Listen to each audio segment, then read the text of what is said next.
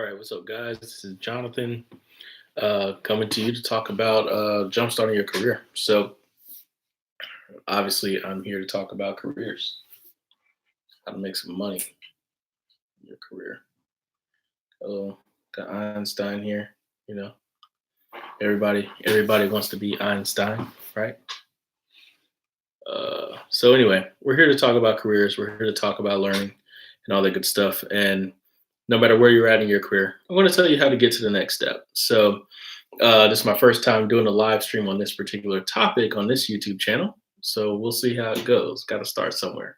So anyway, what I think the biggest problem that people have with their careers and with being stuck where you're at, or finding that inertia in your career, whatever it is, the thing that's keeping a lot of people from being successful is that they are not putting enough pressure on themselves to get to the next level. Now, what do I mean by putting pressure on yourself? I mean that, like, if you look at any of your favorite basketball players or football players and things like that, like take LeBron James, for example, he spends over $1 million a year on his own personal growth and on his own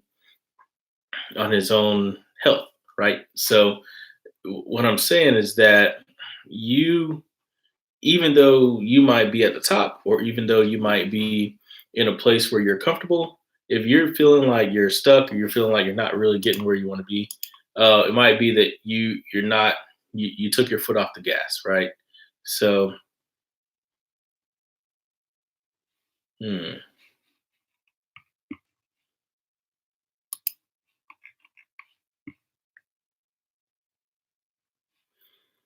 anyway, so it could be that you took your foot off the gas and you're not applying that pressure anymore. You kind of feel like you made it. You might feel like you don't know what the next step is. I don't know what it is that causes us all to take our foot off the gas, because I'm not immune to it myself.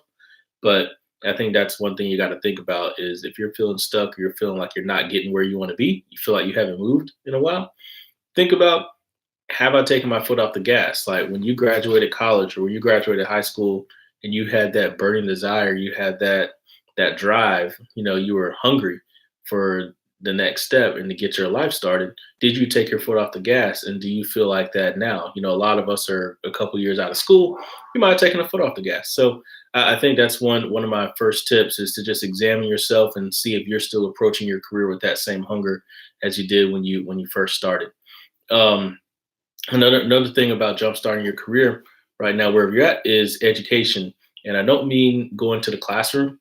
We are in a place right now where I think things like YouTube and all these online, maybe it's Udemy, Udacity, whatever, all these courses, you're able to uh, change your entire career. You can change your entire life without even setting foot inside of a classroom, without taking electives that you don't really need, and without spending thousands and thousands of dollars. Now, you're probably gonna have to spend some dollars, right, to change your career. But if you really want to make a change, how important is it to you? It's worth a couple $100.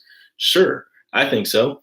I would start with YouTube, and if you have an idea, say you want to go into, a lot of people are trying to go into coding and computers now. That's not my thing, but a lot of people are trying to go into that, or you want to pick up music as a hobby, or you want to start a website and do some digital marketing. All that stuff is on YouTube. And I think that that's a good place to see what people are doing now. And it's a good place to see where you should go for your more premium education, right? You're going to have to pay some money, but at least go to YouTube, find the top three people doing what it is you want to do. Whether it's websites, like I said, websites, programming, even science. There's a football commercial where a guy was in the army and he became a physicist, right? Because he was studying stuff on YouTube, right? So go find on YouTube and see what those guys recommend as far as how I became. You'll see all these different YouTube videos, how I became XYZ without going to college, how I became XYZ without spending, without going into debt. And, you're not going to agree with what everybody says, but that's a good place to start. So when I say jumpstart your career, that's my second tip, is to focus on education. My first tip was to see if you've taken your foot off the gas. My third tip here for jumpstarting your career is to apply to jobs. It's so hard for me to understand just being the person I am, why people aren't always applying to jobs. Like, even if you're at a job where you're comfortable and you feel good about where you're at, you should still be applying it and getting an idea of where you stand in the marketplace. Because number one, it's easier to find a new job when you have a job versus when you've been laid off, you've been fired, or you had to quit because you were so stressed. At that point, it's hard for you to really find a job because you're so stressed out that you don't interview well, or you're so stressed out that you rush through your applications, you make typos, your resume doesn't look as good, right? So if you're in a job right now and you have a career, I would say make a goal, this month, let's apply to 2 or 3 different jobs. Not because you're trying to leave your job, but you're trying to see, hey, am I ready for that next step? And you might think you are in your mind mentally, but let's get to an interview. Let's interview for the next level job. So if you're an analyst now, you might apply for a manager. If you're a manager, apply for a director, right? Apply for that next level of job, stretch it a little bit. No need to think lateral right now because you're already in a job, right? So apply for that next level of job and see what happens. And if you get the job, great.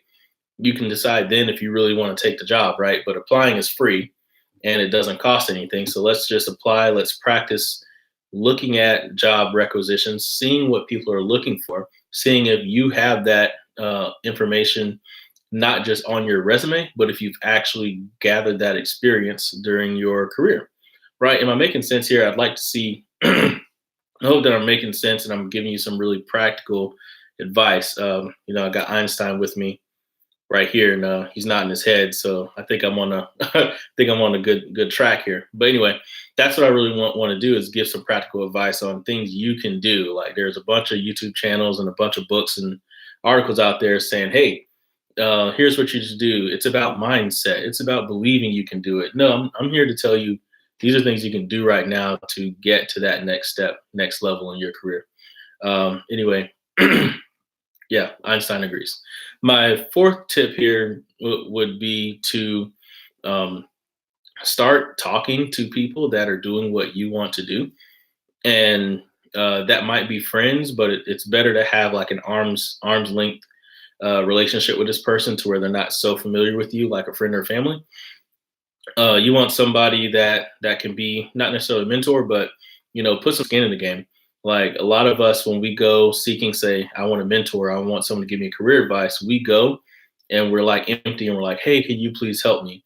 But I think that what I've found in my life is that if you bring something to the table for a potential mentor, potential career accelerator person, that will make that relationship a lot better. So what do I mean? Don't just say, hey, I'd like to sit down with you to talk about where I can go in my career. How about you invite this person to coffee?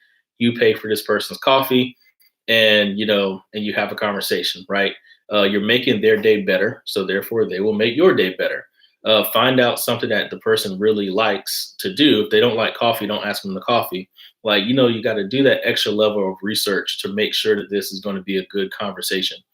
Or maybe they like playing tennis and say, hey, I'll meet you at the court and let's play. And then I also want to pick your brain about X, Y, and Z type of career field. Another thing you can do for people that are in your company, if you're at a pretty large company or a company that's at least medium sized where you have different departments, say you work in HR right now, but you're interested in working in finance. You can say, hey, finance manager, are there any projects that you have going on that I can assist with during some of my low time in my HR job so that I can provide value to you and at the same time learn about finance, right? See how I'm bringing something to the table, and that'll give you an opportunity as you're reviewing your work with the finance manager at the end of the quarter. They're going to be giving you advice on how you could do better at this job and how you could do better at finance and how you could be better in that career field, right? Or they'll tell you that you're doing a bad job, or you'll find out that, hey, I thought finance was cool, but it's not really where I want to go. So just have that different approach to mentorship and to those type of conversations. I think you'll go a lot further. There's a lot of people that will help you out of the goodness of their heart, but you'll get a lot more out of the relationship if you're actually putting some skin in the game and they're seeing that you're investing in it. So they're going to be more open to you, more willing to help than if you're just some kid, some guy that just walks into their office asking for a handout. Okay, so that's 4 tips right now. I guess I can go ahead and make it five. Five is a good round number about jump starting your career. So one thing I would say number five to jumpstart your career is to become an expert in your current job, no matter what it is. So uh, here we're talking about jumpstarting your career, and I'm telling you that, hey, even though you might not want to be in your career right now, I'm telling you to become an expert at it, become the go-to guy or girl in that career. Why am I saying for you to become good at something that you don't want to stay in? Number one, once you're good at things, you tend to like them more. Once you become an expert, I've learned that in a lot of different areas of my life. And so it might not be that you need to leave your career. It might be that, hey, I just haven't applied myself in a way to make me have enough mastery to where now it's fun. That might be the case. Other case might be the people that want to hire you, they want to hire high performers. Like I can hire a high performer and train them to do whatever job I need them to do. But if you're a mediocre performer or God forbid, like a low performer, and you can say, hey, it's just because I'm not interested in this. I'm not really a math person, not really a technical person. But to the hiring manager, especially if you're making a lateral move or an internal move, or you're trying to leverage your network of people that know you, they're not going to be as excited to hire you because how do they know that you're going to be excited about what they have for you to do or excited about their job and their team? So be a high performer in the job that you're already doing. That's a good way to make yourself to get the attention of a lot of hiring managers in other jobs, so let me go back and talk about the other 4 tips. So I had 5 tips today about how you can jumpstart your career. Number one was make sure you're not taking the foot off the gas. Remember my example was LeBron James. He's at the top of his game, but he's still spending $1 million a year on his body and on his fitness so he can continue to be better. Are you still that hungry about your career and things like that? Or have you taken the foot off the gas or you're not putting pressure on yourself? Right? Number two, I think I talked about education, was about using YouTube and all these other online resources to get better and to learn. Number three was about mentorship and talking about having that good give and take with mentorship, that don't just come with your hands out, offer something, offer to work on someone's project, take them to coffee, a little give and take. That way they'll be more inclined to do things for you. Other thing was applying to jobs. Apply to jobs. You need to be applying to jobs even if you have a job. You need to be applying to jobs because that'll really let you know, that'll let you get into the door of another company and see if you're really good. Because I can sit here and think I'm great all day, but if I'm not really in the game, applying, getting offers, getting declined, I don't really know where I stand. And number five was get really good at your job. Man, I did that all from memory. I don't even have notes here. Must be channeling my inner Einstein. So anyway, those are my tips today. Thanks for joining. Hope that if you like this video, go ahead and give me a comment, give me a thumbs up, give me something to let me know that I'm on the right track. I think I want to do these more often, maybe once or twice a week, depending on what kind of traction it gets. So hope this was helpful to you. Hope it was practical. And again, if you like it, please subscribe and share with others that might find value. That's it for today, guys. Thanks for chatting with me, and I'll talk to you in the next video.